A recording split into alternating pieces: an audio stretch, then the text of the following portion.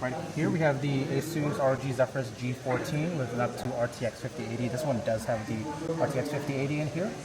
It's 14 inches. There, it did have a redesign, so it changes some of the grill here, and you can visibly, physically feel it and how it changes from the previous model. We'll flip this back over. And with Clear Obscure, this is also a really good demonstration for the motion clarity as it relates to Transformers. So if we take a look over here, you can see there's a lot of smearing and less object permanence with the previous Transformer preset K. But when we switch it to preset M, the lines are a lot more stark. It's generally brighter, and it has better fine stability in motion. And you can even see some of the people behind that kind of picto battle, I guess, in the game. She actually do 70. I can repeat that once. So you can go down. Okay, yeah.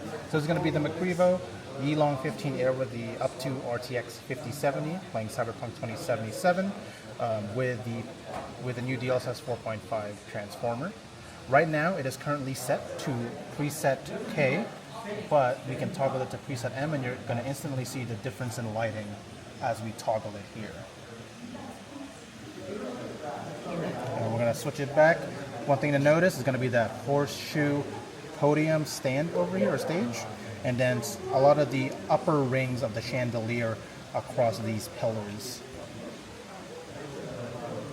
And that's going to get, the new transformer is going to net you better temporal stability, better line retention, generally less motion blur and kind of trailing and smearing that you can see in objects in motion.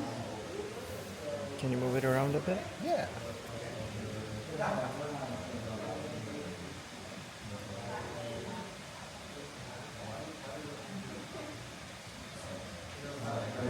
And if you turn it back to the old transformer, it does look visibly darker in a lot of the different, like the railings and the reflection lighting.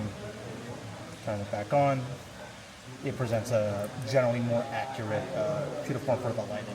Left we have DLSS 4, so this is preset K if you're familiar with the presets, and then just the current FG. And on the right we have the new super resolution model. We have the 6x mode, it's dynamic, and I can also switch between the two super res models. So if you want, you can feel free to toggle.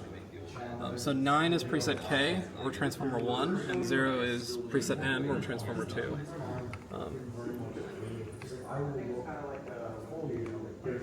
So there are a couple things to notice. So if I go back to this one, if you look up here, you see how there's some instability in the trees. So this is from preset K. And if you go to the new one, it's cleaned up. So that's one of the benefits of the new models. It's supposed to clean up a lot of instability. It should also reduce ghosting, so I'll try to show that here. So if you look at, I think it's pretty obvious what the darker leaves, but you see there's some ghosting. That one ghosted really bad. If I go to the new one, it's a lot tighter. It should be cleaned up. So I think this is happening because I think there's a volumetric effect here, which I think is where preset K struggles. So you can see that, I mean, there might be some ghosting, but it's pretty fixed. And then the lighting is also improved, so you can see a lot of highlights. I think that's the first thing I noticed. Yeah, the lighting. Yeah, so there's a very technical reason for that. Basically, so the engine does the math in what's called physical space, which is like how the physics actually operates. So it's not thinking in terms of gamma and stuff like that. It's thinking basically real life math. Like the light goes here, this light is at this amount of nits, and then at some point down the pipeline it gets tone mapped and basically ported to your display. And traditional, so the older DLSS preset K is accumulating the data at the end of that, so after tone mapping. So it's kind of losing some of that data, the highlights for example, and it's accumulating on that. So it's TAA can also have that problem.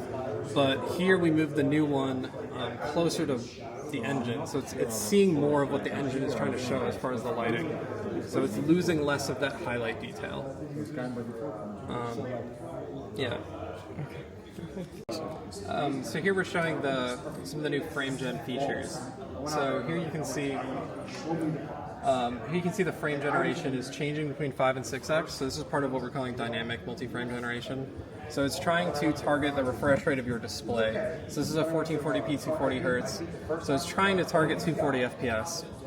So if you went to a scene where it went up to 300 FPS, you'd see it lowering the multiplier. Because essentially you're generating frames that are just being thrown out, right? It's not being sent to the display, so it's kind of being wasted. So this is kind of a smarter way to use it. I mean, it's pretty necessary when you get up to 5 and 6x because you're not going to want to just set that permanently. Of course. So you can see it change. You can play with it if you want to see. I'll also show you the super res changing. You can see the stars kind of pop. And then if you go up to one of the windows, the scene will get a lot lighter. You'll see your frame rate go up, and then it'll start lowering the multiplier because it'll know that you don't need that much frame generation. And then if you go over here, your frame rate will drop because this is a more intense scene, and it's going to start raising the multiplier. So you can feel free to play with it if you want. See if you can tell when it changes. You won't be able to tell. But anyway, like what we're all trying to say is like you need to use new stuff. That's how you push this stuff forward.